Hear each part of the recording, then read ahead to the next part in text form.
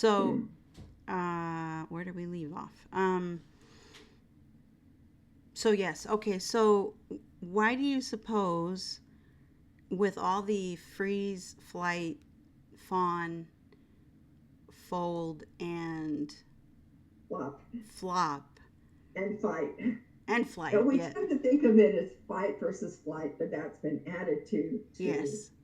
freeze, where we just, Mm-hmm. and uh, uh, fawn, which is appease, like it's okay, or flop, which is basically fainting, passing out. Yeah, Yeah. I know that personally I have gone through the fawn phase, but I notice more than often I do the freeze. I just hold on and wait for it to blow over like a hurricane.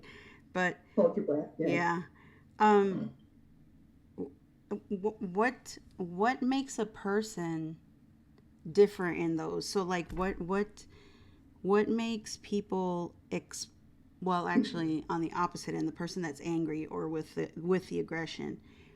Yeah. So Why fine. do some people show the anger and show the aggression, and why do others shut down when they're angry? That's a great question. Again, I'm sure it reflects experience.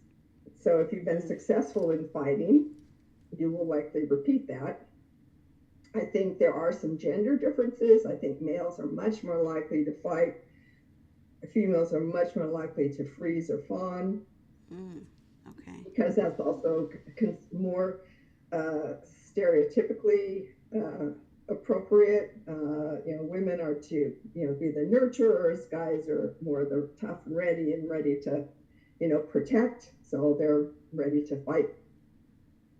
I do believe that even though we all experience the same emotions equally, Mm-hmm. um, we do in society have a very different prescription on who can express what emotion and to what extent without getting penalized for doing so. And women are much more likely to be penalized for expressing anger than men are, either in social situations or in work situations. Really? There's some interesting research that people were evaluating in male and female applicants for a job, and they indicated that someone had done them wrong, someone made them had done something inappropriate, so they lost a client, and so these people identified as being angry, and so people rated them on their effectiveness in leadership, whether they should be hired, and what their starting salary should be.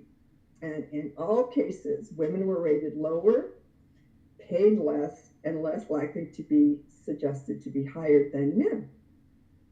So we definitely have stereotypes in society on what we think is more appropriate Yeah. for men and for women. And another caveat to that, even if you give status to this person, because we do know people with status tend to get away with expressing anger with impunity, that they can often get angry, and bosses will even use anger as a motivational tool. They Mm-hmm. think it is a good way to motivate the troops. Well, you might get immediate compliance with somebody, but you might also cause a lower morale Mm-hmm. among people, and you might also damage the relationship, depending upon how that person uses the anger and what provoked that anger. In fact, when I work in the business world, managers are much more likely, but the number one reason why managers get angry is because an employee's performance is poor. Right. And the number one reason why employees get angry is they feel like the boss is being unfair. So both of these are very legitimate reasons to be frustrated with another person. They're not doing their job well, or they're not being fair to us. But managers have what we would call emotional privilege, so they're more allowed, because anger is a status emotion. So people with status tend to get away with expressing anger with having sanctions put against them. Yes. So we allow them to express anger without, them having necessary fear of being fired. But if an employee did that, they don't have that emotional privilege. They're a lower level status. They're much more likely to be penalized. And women experience that same sort of disparity. Women are kind of like the employee who gets punished for expressing anger, and guys are kind of like the manager who expresses anger and sometimes gains status as a result. I see. So, with knowing that, and knowing the difference now, which I was not aware that there was a difference between anger and aggression. Like I said, I think that's a misconception. I think a lot of people think that they're the Oh, yeah, same. it's Yeah, very common, yeah, not only among the population at large, but in academia. yeah. So, a lot of my papers have addressed this right up front. Anger should not be confused with aggression. These are different constructs, related, but different constructs completely. Okay. So or what's not singular, but what are healthier ways that a person can express their anger or their aggression without hurting others or themselves? Lots of things we can do, but I think it was Benjamin Franklin, maybe Thomas Jefferson, who said, when you're angry, count to 10, and if you're really angry, count to 100.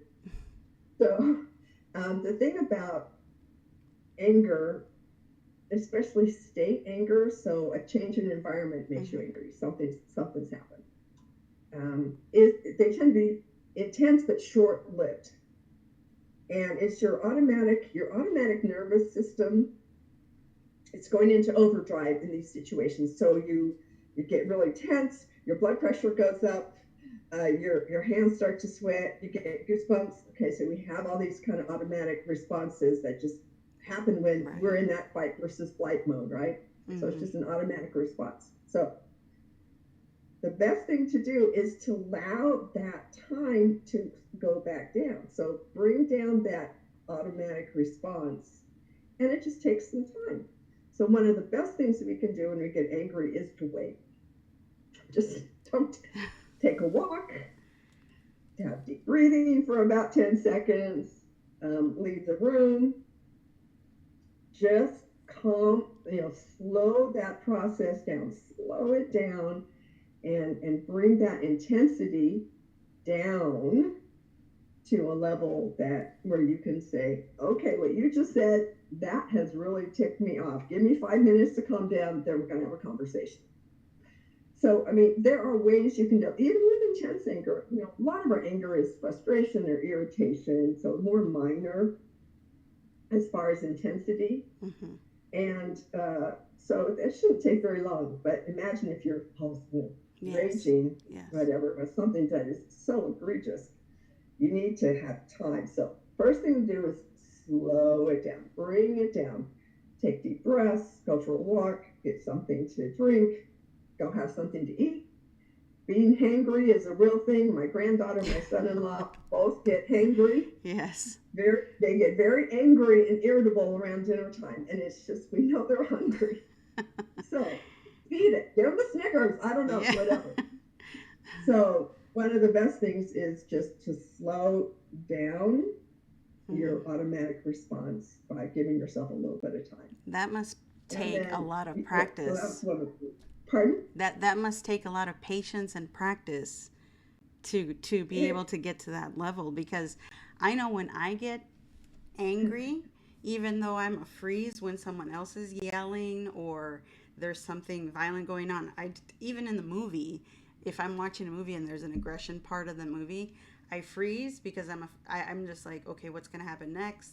And so I would think that when I get angry, if I'm feeling like I am past the edge of just, oh, somebody cut me off, I usually say, go ahead, go get your ticket, because that's what you're going to end up getting, But if I'm to the point where I'm past the anger and I'm reaching aggression, it takes me a long time to try to say, let Count me to go for a 100. walk. Let me Count to go for, 100 yeah, day. let me go for a walk. Let me count to 100. Let me just, to me, that takes a lot of patience and practice, I would think. Not as much as you think. I don't think it. Of course, I'm in my 60s, so I've had a lot of years to practice it. But I used to No. be like I used to be afraid of anger. And then because I thought of it as someone out of control, someone who was trying to hurt me. And then as I started studying it more and understanding it better, I realized it's more often this pain and suffering that, people Mm, are upset because their goals were thwarted or you've done something that violated a norm to them that was important to them. You right. were late. You offended them. You embarrassed them. And these are sorts of things that just helps us understand another person's boundaries and personality. So it's all information. It's just all information. Interesting. So Okay. yes, we tend to react most negatively when anger is expressed with intensity. We tend to respond pretty favorably with practice to anger that is expressed with low intensity. So that's why we're trying to slow down that intensity, bring it back down. Because if I just tell you what you did was so inappropriate to me, I, you know, I am trying to understand why you would do something like that to me. I'm so angry that you would treat me like that. And, if you're a loving partner to this person and they're saying, you've really hurt me. And if your intention was not to hurt, that's information to you. And you say, oh my gosh, I had no idea. I'm so sorry. That was not my intention.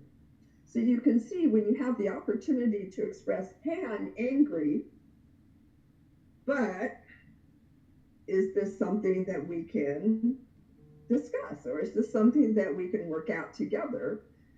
You can imagine the types of constructive conversations you can have with that sort Right. of mindset. So that's that. When I work with people, I always suggest that some of our most constructive conversations are the result of finding out someone is angry, or especially angry at us. And from a manager or even a mother or a parent, and kids are angry with you, it's sometimes it's legit. You promised you would help them do X, Y, or Z, and you forgot. Well, when they said, you're a jerk, or blah, blah, blah, you're not, you lied. I say, I'm not a liar. Don't you dare call me a liar. How dare you? Go to your room. Yeah. You know, Instead say, oh, please tell me, what did I say that I may have forgotten something? Respond with interest and concern, and then listen carefully to what they're saying. They will tell you because they're heightened. Their mind is really pinpointed right now, so they're going to be fairly articulate, Mm-hmm. telling you what you've done wrong. So that other And person, then, and that deters the other person from becoming defensive, of course.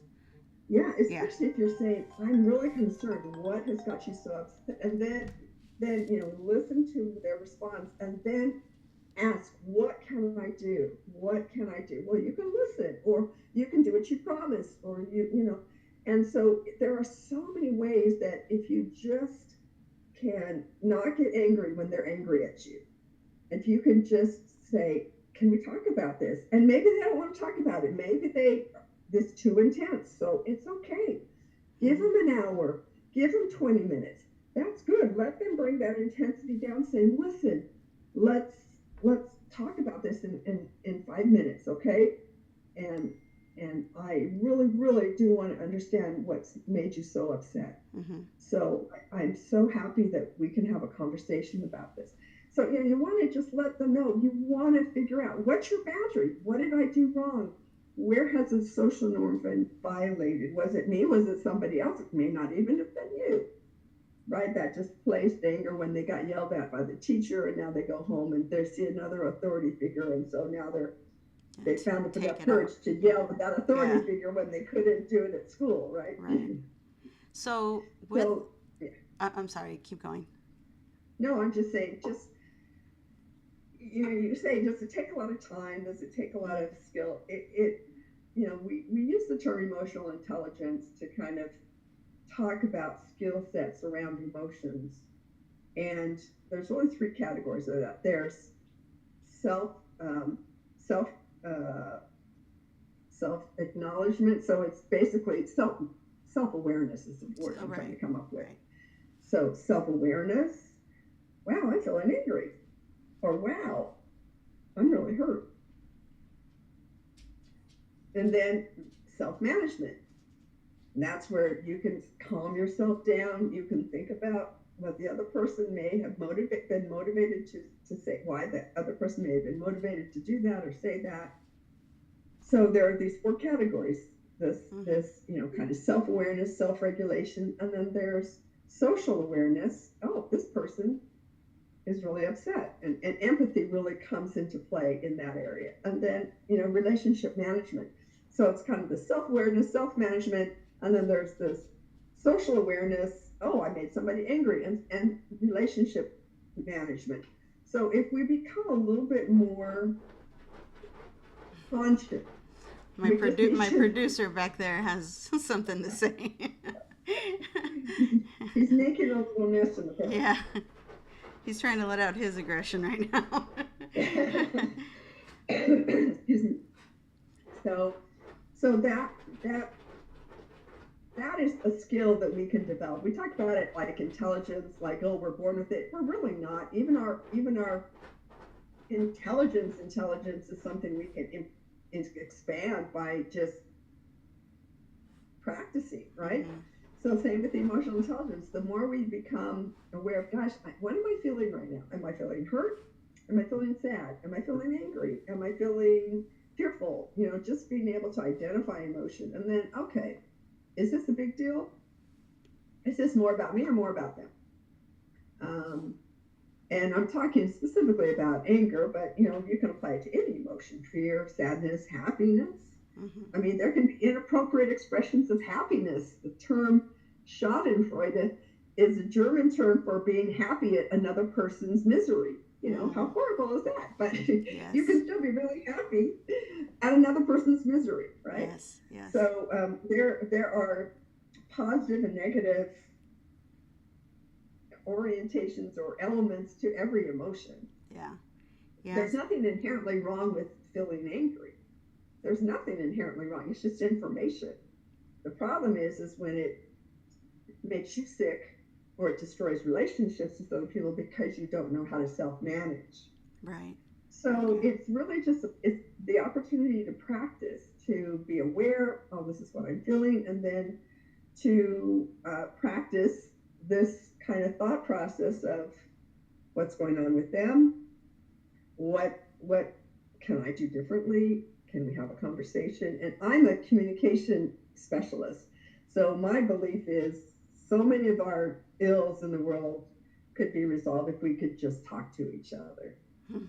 And so yes. That's what I'm hoping that this conversation we're having is to help people understand that, when you're angry, maybe not when you're super, super angry and feeling that intensity, let it slow down and then just talk it out. This is something that will help you and your partner and people you interact with know where they have violated important boundaries to you. And that's helpful information for them to strengthen the relationship. Right. So, being able to express anger in a way that allows for conversation can actually positively affect your relationship. Right. So if someone is experiencing constant anger, not necessarily the aggression part, but just feeling this constant anger where they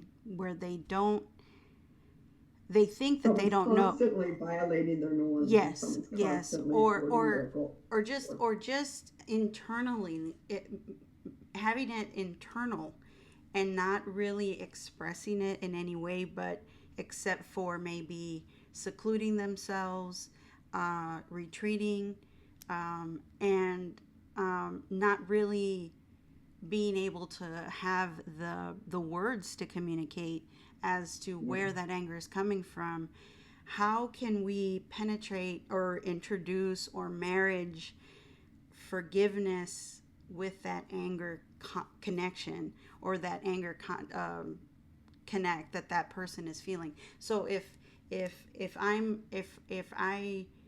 am feeling angry for days on end and I just don't have the answer, or I'm not digging deep enough to get to know what my underlining issue is, how can others try to bring in that forgiveness to find that information and dissect it so that you can be able to talk it out and move forward with it?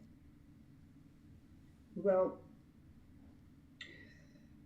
something that lingers, if something is really lingering, and cannot you cannot seem to work it out or talk about it, that's where I believe working with a healthcare mental health care professional, or even just a really good best friend listener, Mm-hmm. can make all the difference in the world in giving you perspective. And that's where you just have to say, this is what happened, and the other person needs to listen and try and understand it.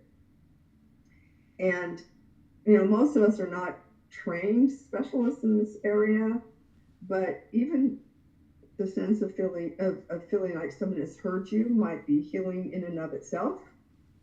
But there is a lot of research that has been done with journaling. So journaling has been a great way in the past for people to write down their feelings, write down how they're, what they're feeling, why they're feeling it.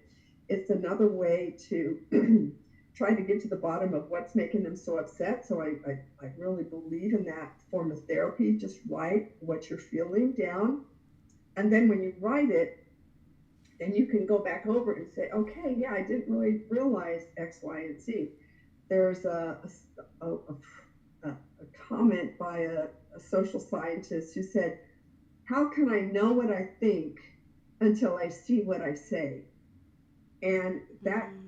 is kind of his way of saying, I need to write this down and kind of put it on paper and organize it so I really understand what's going on in my head. So I think that is a very powerful tool, especially if you're not working with a counselor. Mm-hmm.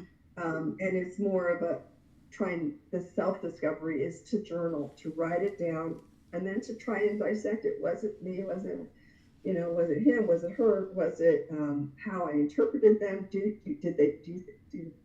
they really mean that, or am I just thinking they meant that? Am I catastrophizing? Am I overgeneralizing? Mm-hmm. Cognitive behavioral therapy is a process that really helps people understand emotions that don't go away. And part of that is to try and understand why, oh, I'm ruminating. I'm just ruminating.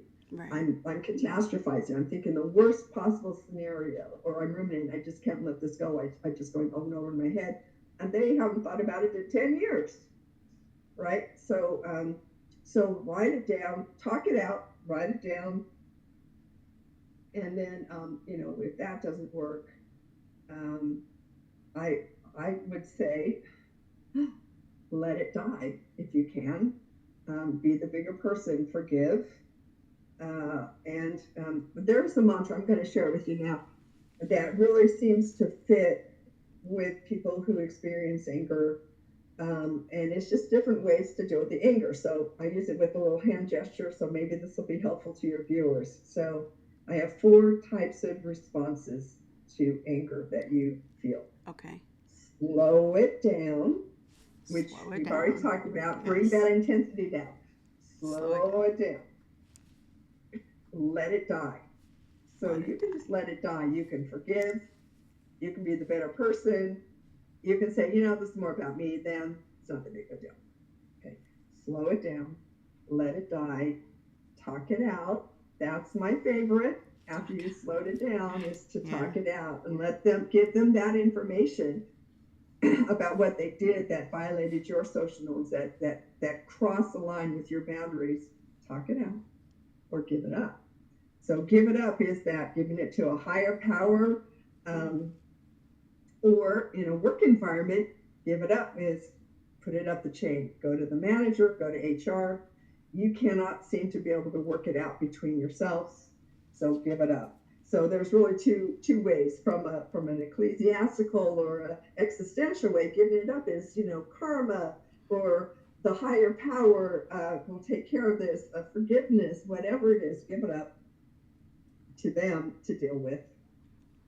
Okay. And it's different from letting go. Letting go means you've gotten rid of it. It's gone. You've put you don't care anymore. But if you're still holding on to it, that giving up can be very healing. As a lot of times people will say, if you hold on to a grudge, which is being angry with somebody for a long, long time for something they did, they violated a social norm that was important to you, right? Yes. And you're holding on to that. When we do that, the turn of phrase is it's like you take poison and expect them to die, Right.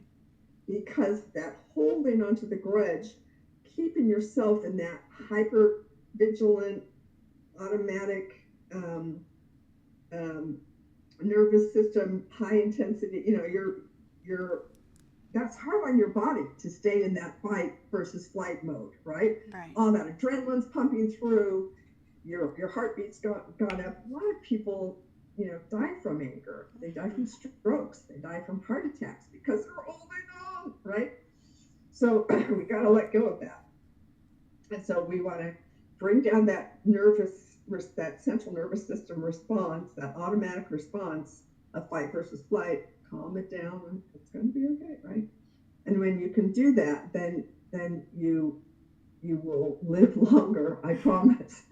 But if you hold on to it, that's why it is so dangerous to be angry all the time. It's absolutely an early warning sign for stroke in women and heart attacks. Women more likely than men have strokes as a result of this. Depression is very much tied to anger that is unresolved. But heart attack with blood pressure, and men are more likely to have a blood pressure, a heart attack response. Women are more likely to have a stroke response when they have that constant, Right. nervous, frustrated, automatic response. So you got to let it go. If you don't let it go, you are killing yourself. You are literally killing yourself. In addition to, thwarting a potentially loving relationship or Right. a friendly relationship, Right. important relationship. I have learned so much from you today. I am surprised at how much I did not know of Mm. anger, and I so greatly appreciate it. Um, I'm just blown away, actually. At this point in the podcast, I generally ask my guest to take on a challenge on their issue, whatever issue we've been discussing. But in this case, I would like to see if you could suggest a challenge, since you've studied this in a professional sense and also kind of in a little bit of a trait sense as well, individual trait sense.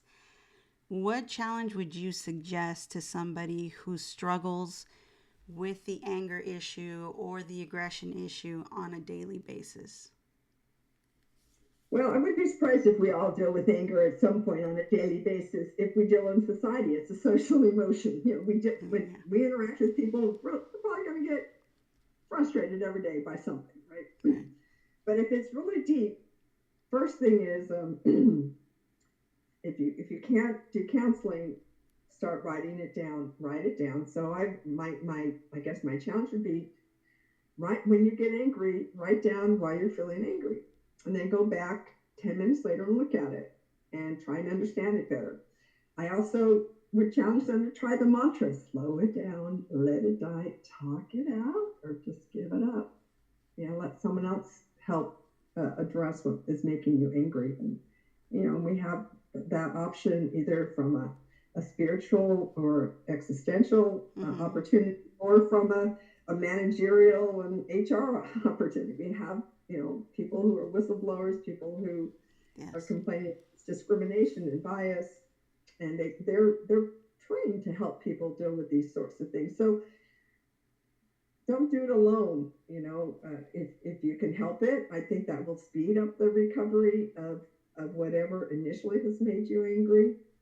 But try that, you know, um, writing about it and then looking at it and trying to understand yourself a little bit better.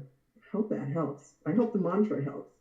But definitely writing it down, I think, will help give you that opportunity to think a little more objectively about what's going on, about this information. Remember, anger, like any emotion, is information about your environment. And in this case, a change in your environment that you found harmful. Mm-hmm.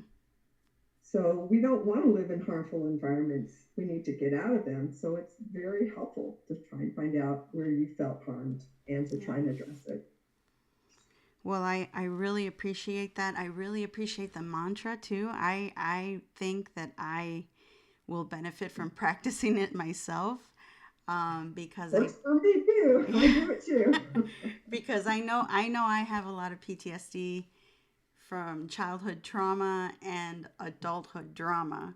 So, that is an eye opener for me, and hopefully an eye opener for our listeners as well. And I hope that they take away, that anger, you can actually receive information and work with that information, as opposed to getting on the defense, getting the usual, well, I'm going to, well, kind of like, well, you're doing this to me.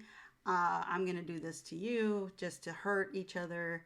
Instead, use the anger as information to understand, and then to work it out in a calm manner, and to understand each other better. So, I really appreciate your time today. I know that you weren't feeling 100% today, and your vigilance to come through. uh, Sorry for the cough, but uh, yeah, that's I was perfectly fine. very happy to come on, and I hope it'll prove helpful to anyone who listens to it. Thank you so much, Deanna, for your time today. And I hope you start to feel better soon.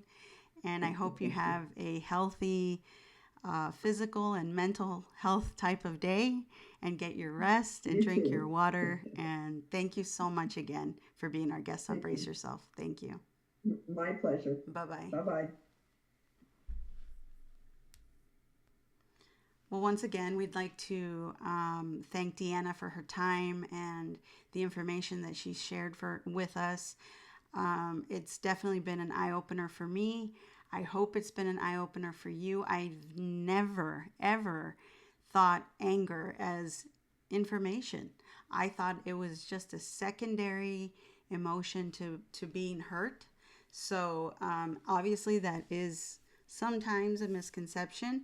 Sometimes it could be, like she explained, it could be just that somebody, made you angry in the moment, and you were afraid, or a car cut you off, and it kind of scared you because you could have gotten in an accident. But so now with that understanding, I hope that we take away the mantra that she explained, um, and write down your feelings. I do relate to that, because I did that for the very first time, trying to understand where my anxiety was coming from.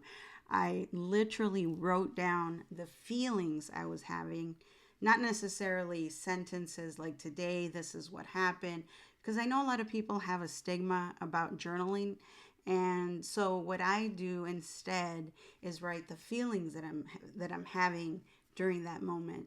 And what I did to realize that I had generalized anxiety disorder is I wrote down all the feelings that I had, which were about 38 emotions that were going through my body all at once.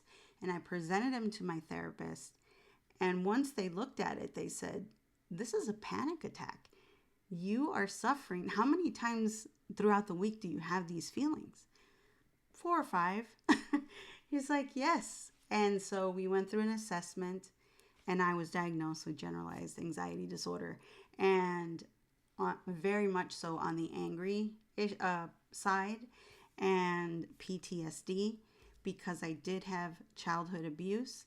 And so I had experienced that for 6 or 7 years, and a lot of anger left or lived in my home as well. So Deanna's explanation, I hope that it was helpful to you today.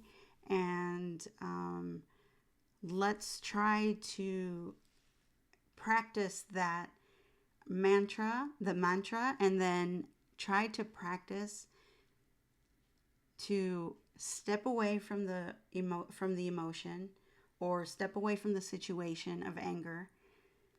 Take a breath, count to 10, count to 100, take a walk, do something that will distract you for a little while, and see, maybe write down those emotions that you're feeling while you're angry. Breathe it out, and then come back to it and explain the information that has gone through your system. And hopefully, you will find an answer to why you're angry or why you're feeling aggression. So, once again, thank you for listening and tuning into our Yourself.Podcast. You can email us at any time at braceyourmentalhealth at gmail.com. You can DM us through TikTok, Instagram, leave a comment on one of the videos. Let us know what you would like to hear. Let us know subjects that you are interested in that perhaps maybe you don't feel comfortable in coming onto the camera. Join us for Freestyle Fridays that we've implemented on TikTok. Those will be every 2 weeks on Braceyourself.Podcast TikTok. And you can come in through the comments and just kind of explain what your life challenge is. And we can try to find some quick coping skills for you that hopefully will get you through that moment. And as Deanna has suggested, if you see these characteristics happen over and over and over again that you cannot get rid of, please seek psychological therapy, cognitive behavior therapy that will allow you to be able to find those answers and finally bring you some peace into your mental and physical health. Again, thank you so much for joining us here at Brace Yourself Podcast. I'm Dre, and that's a wrap.